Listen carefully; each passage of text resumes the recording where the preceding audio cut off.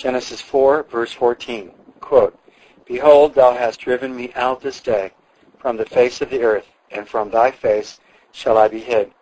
And I shall be a fugitive and a vagabond in the earth. And it shall come to pass that every one that findeth me shall slay me." Unquote.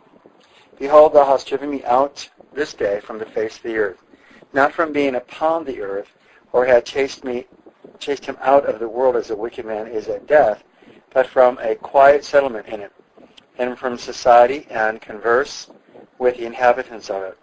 And especially he was driven from that part of it where he was born and brought up, and which he had been employed in manuring, where his parents dwelt, and other relations, friends, and acquaintances, and to be banished into a strange country, uninhabited, and at a distance from those he had familiarly lived with, was a sore punishment of him. And from thy face shall I be hid, not from his omniscience or omnipresence, for there is no such thing as being hid from the all-seeing eye of God, or flying from his presence, which is everywhere, but from his favor and goodwill, and the outward tokens of it, as well as from the place where his Shekinah, or divine majesty was, and which was the place of public worship, and where good men met and worshipped God, and offered sacrifice to him, and from the place of divine worship and the ordinances of it, and the church of God, and communion with it. An hypocrite does not choose to be debarred. And I shall be a fugitive and a vagabond in the earth, as was threatened him. And it shall come to pass that every one that findeth me shall slay me. That is, someone the first that should meet him, for he could be slain by no one.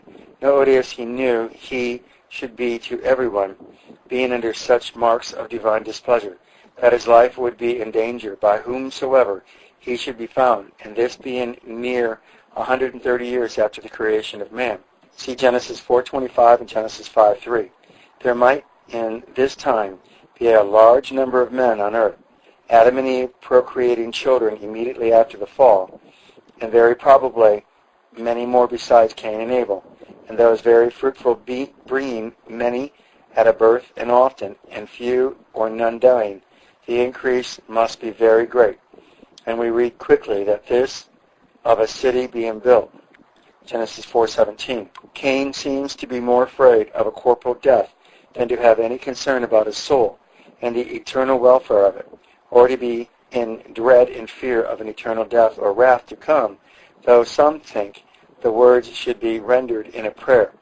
Let it be that anyone that findeth me may kill me, being weary of life under the horrors of a guilty conscience.